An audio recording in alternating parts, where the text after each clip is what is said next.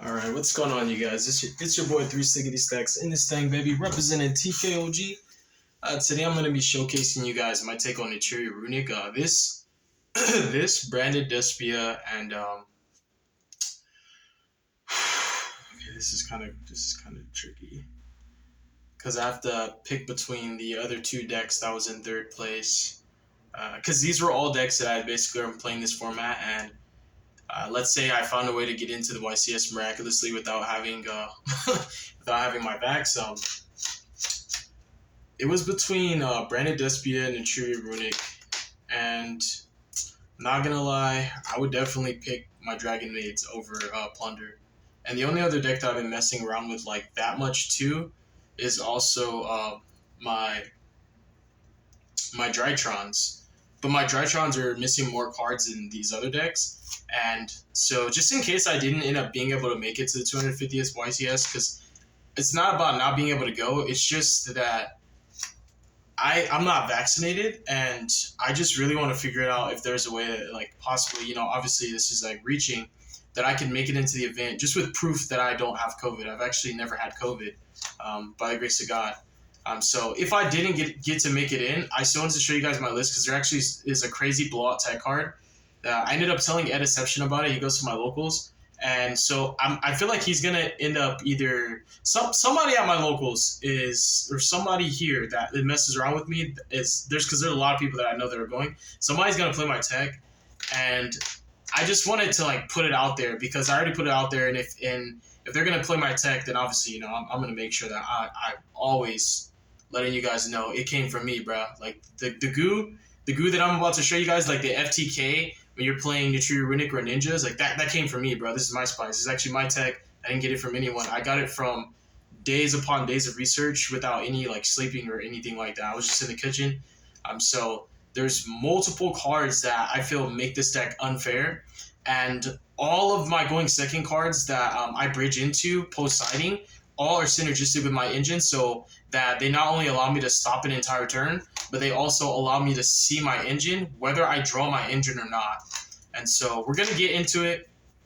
The only other card that I was missing, that's why this was closer to finish than anything, was the For Hire Link 2 monster. I think that's just Mando. You have to be able to click your EMZ whenever you want to on command. Other than that, I think this is a really strong deck. I think it's the best control variant of Runick, in my opinion, because of only the access that it has via the extra deck, and I think the interactions that it has with just the Naturia cards in general. Even, let's say, Sprite's better. Sprite doesn't really do what Naturia does. In fact, there's no Runick variant that does what Naturia does. Naturia on its own is already able to just put up infinite negations via spell trap and 2 to 3 monster negates just by itself with just that engine. I'm backing it up with the resiliency of the Runick cards, the consistency of the Runick cards, and also just having the full coverage in all matchups. This deck dynamically doesn't have bad matchups. It's actually just really good all across the field, and I just feel like this is one of the decks that's really hard to side against. It's really hard to just like telegraph the lines of plays.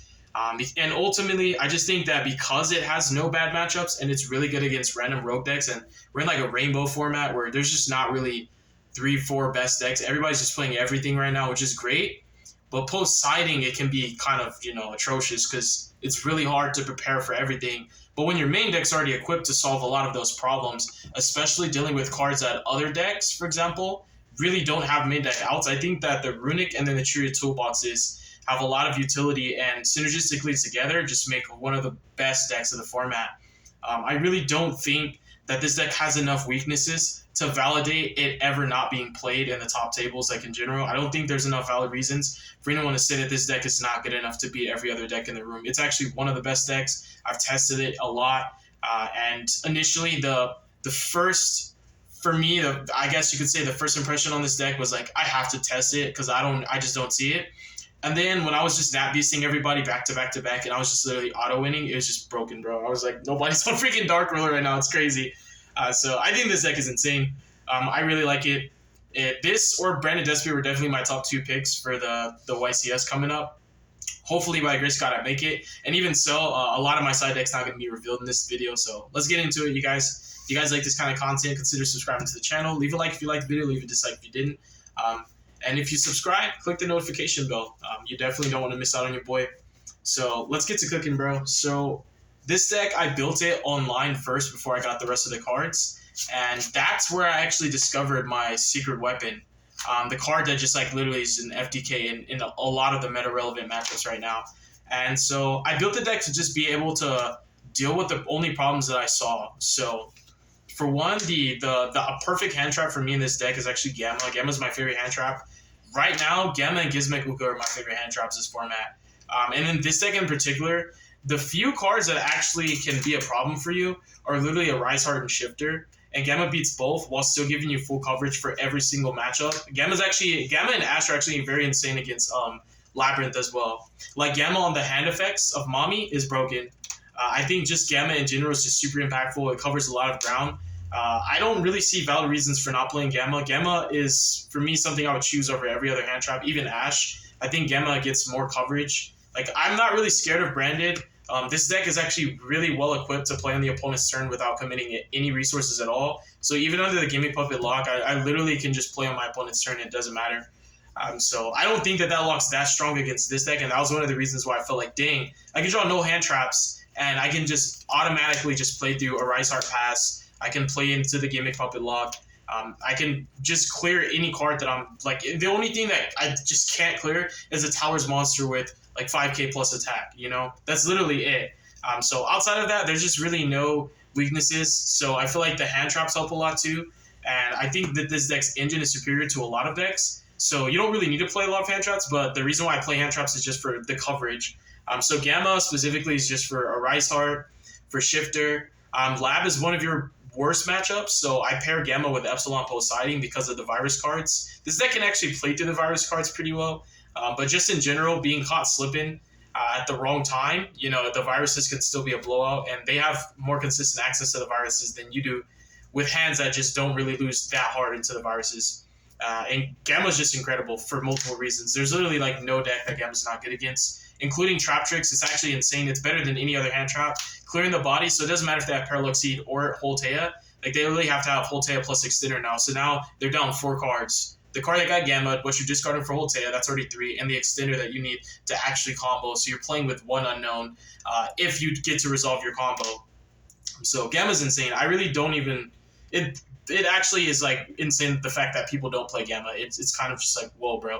It's a mind blower. Like, I think Gamma is incredible all across the board. Ash, the same thing. Ash is really, for me, I think Ash trades better in the mirror than against Branded. With Branded, I'm not really concerned with Branded Fusion resolving. I've tested this deck a lot against that deck, and I just really think going first and going second, that's one of my better matchups. Like, if I could play Branded for 15 rounds, I would rather play Branded for 15 rounds than like any of the other top decks, because I just think this deck is so much better against that deck. And a lot of the times, Branded has to open literally insane, and I have to open poo for me to lose. With this deck, there's a lot of technical play involved. Obviously, when you're navigating through boards, it's a lot different because you have a toolbox. You actually have outs that you don't draw. You have searchable outs. So ultimately, it becomes down to how you use your utility cards to beat your opponent. And as long as your trades economically still bridge back into the field spell, resolving to draw 2 to 3, you're going to be able to out-resource a lot of decks. And I think in general, cracking boards and drawing 3 is just so crazy against everything that it just increases your odds of drawing even into your side deck cards and the other hand traps that I play. I'm on Imperm. I think Imperm is very, very, very good right now. Imperm and Gamma are the only effect negation hand traps that I think are worth maining. Mourner's cool because of it just being able to be used on your turn. I don't think Valor's good. And I didn't want to play any hand traps that would be dead under Shifter, so I didn't want to play Valor. I don't really like any of those other weird cards. I don't even main Nib. I actually play a card that's better than Nibiru against Kashtira, and it's pretty much always live if they want to make a Rise Heart. If they want to make anything from their extra deck, it's always live. So I think Imperm's insane. It's just really, really good. All of these cards, including Ash, are all really good to draw even as your 6th card in a lot of matchups, especially against Lab and Trap Tricks. Ash is fine to draw. Against the Runick matchups, Ash is okay as your 6th card. So I don't have any hand traps that are dead in a lot of situations. And one of my favorite cards this format is Iron Dragon Tiamatun. I only have 2, but I would have been playing 3 of this card. I literally would have just bumped it to 44. I really don't care, bro. I think this card is just phenomenal. This is a hand trap that allows you to deal with the Kashtira's continuous spell, so you have more ways to be able to deal with that. It deals with both the Rise Heart and or the birth, whichever one is more important for you. And also against rogue decks, it's the only hand trap that allows you to. This is actually the only hand trap that allows you to trade with back rows. This card deals with floodgates. It deals with the law. It actually has the potential to destroy 3 cards at once. And I think Runick variants in general, this card is the best in any Runick variants because you automatically have control at all times with Runick hands. You have control over being able to put 3 cards in your columns immediately because your EMZ, your Spell or Trap Zone, and the Monster Zone right there. And that's the requirements for him being summoned. And once he's summoned, whatever zone he's in, he blows up all those columns, and those columns, while they're empty, cannot be used again. So he's like Shanger Era. So you don't have to summon him to the zone where, 3 are occupied. You literally can't. But that's the condition to fulfill his summoning requirement. And he's just insane because he can blow up 2 to 3 cards. He's a hand trap that's not being played around. There really is no counterplay. You basically, to play around him, you have to play your deck like Mega Knights, but my engine allows me to load up the zones to fulfill the requirements for him to be live at all times. There's really no matchup where he's dead. I think he's just crazy against everything, including the trap decks, any Ooga Booga deck, including Labyrinth. This card's ridiculous. He simultaneous destruction also. He blows up everything. So he's crazy. I really like him a lot. So those are the hand traps. A little unorthodox, but I think these are the perfect hand traps for the way I built my deck, my playstyle. And considering the coverage that this card gives me, I think outside of Gamma, he's the best hand trap for my list to draw.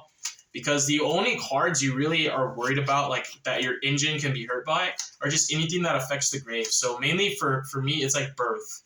And then for the Labyrinth matchup, like some of their traps, like the one that makes you set one from grave onto the field, some of their traps can really disrupt your engine.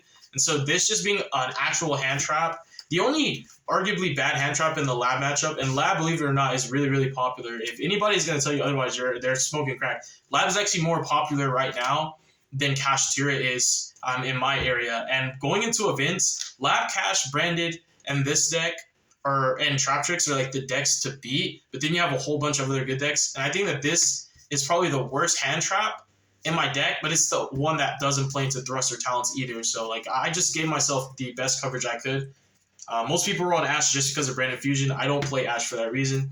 I actually wouldn't. If Branded Fusion was the only reason, I wouldn't even play Ash. Ash is just conveniently good against that deck. So the Naturia engine is actually like the best engine when it comes to like the variety of disruptions that you can end on.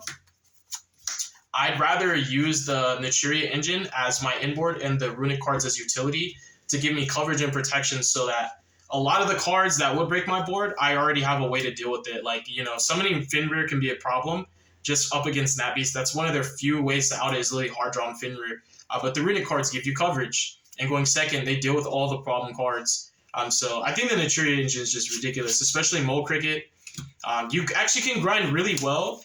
Like, at first when I started playing this deck, I was burning through my Naturia cards really, really fast. I mean, like, by turn 3, I was basically down to one more blessing left, and I had gotten most of my Naturia cards out. And one of the issues was I kept getting rid of Camellia to do more stuff with her. And I learned more and more to just hold my explosive plays. Because a lot of time with this deck, the boards that are the hardest to break are the ones that look the easiest to break when you're playing this deck. Like, your big boards play into more, and also they require more investment. And your big boards are also like you're drawing 3 and you're using the cards you drew off of your fountain to keep extending. And so you're burning through more, you're exhausting more resources, you're burning through your Naturia engine a lot more.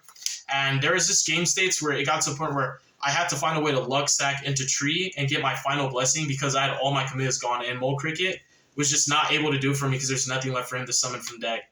And so I got a lot better, and it got down to, if I was on my second or third copy of Camellia, I would just sit on her. I would actually sit on her, and I would make my opponent give me more advantage. And it got to a point where, like, Camellia is kind of like Nat Beast and all the other monsters that you make. You just protect Camellia and just keep grinding with Camellia, actually. Just bringing back Sunflower, bringing back Beast and Barkion. It's really, really insane. So these cards are kind of poo to draw.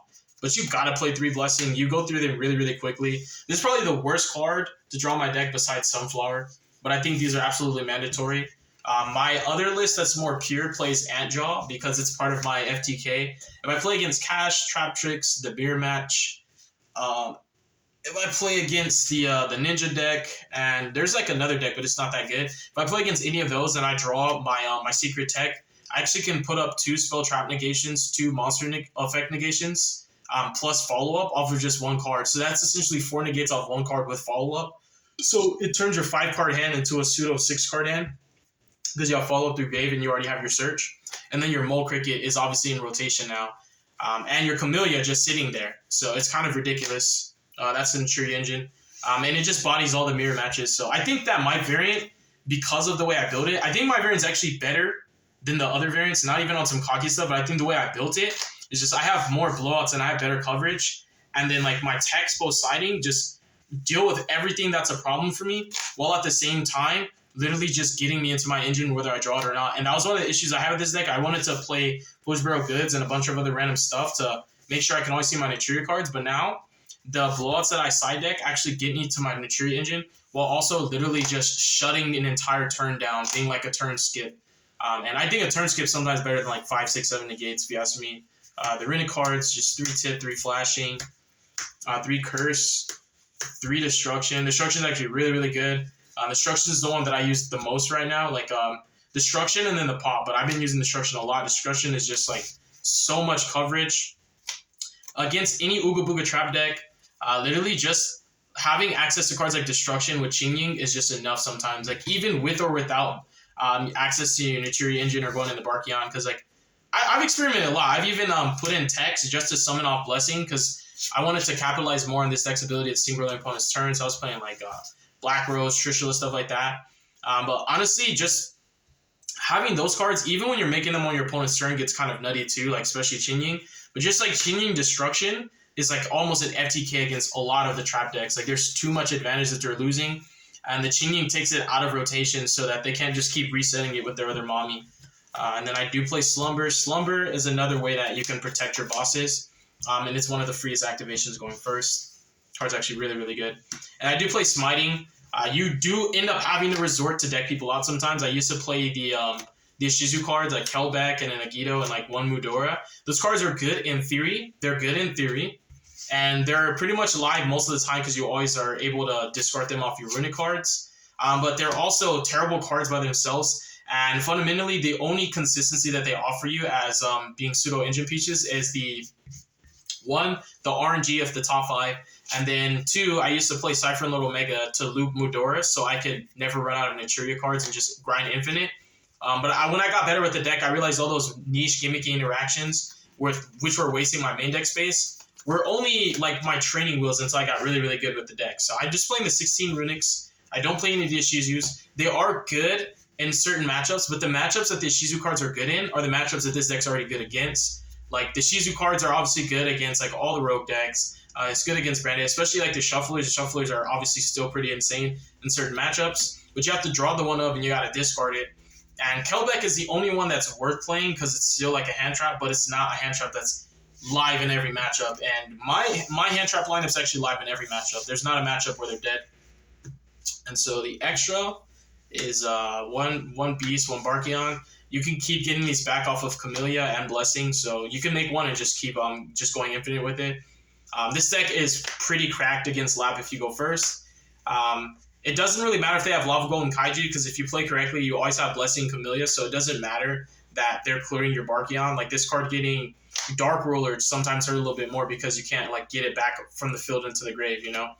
And now Beast is just an FTK against a lot of decks. Like almost everybody's going second cards are literally spells. They're not even playing hand traps. They're playing like talents. They're playing book cards. They're playing lances. They're playing forbidden cards. They're playing evenly matched. Like, so when you really think of it, another reason why I think this deck's so crazy right now is that all of the going second cards people decided to play lose to this deck's main cards that it makes consistently. So when you see the Naturia engine, it really does feel like an FTK because your board, for one, already can't really be broken because all their board breakers get negated by these. And then the cards that threaten these get protected by the Runick cards. And these also protect your field spell from anything that threatens the fountain outside of like Ash, for example. So yeah, Coral Dragon, Charge Warrior, Qingying are on the floor. These are all the synchros. Like I said, I was on Omega and I just cut it. It was cute. You could play level 8 synchro if you want for the Gamma to be more impactful, but a lot of time when I get the Gamma and I either have Runick or Naturia stuff, I just use the Gamma like an extender to just synchro climb. You can link climb, do whatever you need to do with it. But Puska, my boy, Exciton, I think these are standard rank 4s. There's not really better options for this deck. If you're going to pick 3, these are the best ones to play, especially Exciton. But the card that I think is just so insane right now is just Baguska. Baguska is ridiculous, you guys. Like, it's just so insane against almost every single deck. Literally, you have to be on a link strategy, and there's not very many that are popular. And the ones that are not that good against this deck. And then I play 5 of the Runicks. I actually don't like having to RNG into a way to have a condition in time, because this deck will go into time pretty often. I think this is the most consistent way that this deck can be able to win in time, because you have more ways to access this. And this card also beats like everything. Like literally anything that would negate it that's not like a monster effect negation, this card you just win. Like you can literally just set your board up and then in phase activate Runick, summon her, and like what are you gonna do? It's already playing around Valor. Like I know people aren't on Gamma. People just don't play Gamma. It's just ridiculous. So I think it's a more consistent way to be able to win in time than like Gaga Cowboy or Scarlet or any of those. I just don't think those are reliable enough. This card, you just always have it. So I think it's worth it. And these are my secret TECHS. The rest of the side deck's pretty standard, but if let's say I did make it, I really don't care that people would see these, because they're going to see it anyways, because whether I play these or not, there's a lot of people copying what I'm doing. So the 3 Retaliating C, this is for the Brandon matchup, the mirror match. You'd be surprised, it's actually good against a lot of decks. So what it is it's basically a turn skip. It's a Macrocosmos on leg, and what you end up doing is you summon a Runick, and you link this and that Runick into the For Hire Link 2, trigger this to search for Mole Cricket, and then you tribute the For Hire Link 2 to pop a card. And so you ended Branded's turn, pretty much. Branded Despia can't really even get in-face anything. They can't Mirror Jade, they can't get anything in in-face because nothing's going to the grave, so there's literally like so little they can do. They can do a lot, theoretically, but against this deck, it's nothing. Because the only thing that can really affect you marginally is the Nightmare Lock, the Gimmick Puppet Lock, because it makes you play slower. Not that it turn skips you essentially, it just makes you play slower, but you're always able to play no matter what. Like, as long as you have Naturia and Runick cards, they can play proactively and reactively on both players' turns, whether you go off on your turn or not. So Retaliating C is an engine piece that auto-wins the mirror match. It auto-wins against a lot of powerful decks right now, and it also allows me to see my engine, whether I draw my engine or not. And then Gizmek Uka, so people don't even know what this card does. This card is actually one of my favorite hand traps this format. It's not good in every deck, so that's why it's not going to be played in every deck if people do catch on to this card. But I made sure to research all the Naturia Runick decks. So I was like, why would anybody not play this card if this deck, Trap Tricks, and Kashtira minimum are like some of the best decks to play? This card auto wins against those decks, because what happens if they summon a monster from their main deck, you special this guy. Any player can summon from their main deck, trigger his effect to summon itself. He targets a monster your opponent controls, summons a monster with the same attack and defense from your deck who matches that attribute. So Cash has Fenrir, and they always have Fenrir for their combo, where they're summoning it off the continuous spell, off of the normal spell, or they're using the normal spell to bring out Unicorn. They always have Fenrir on board.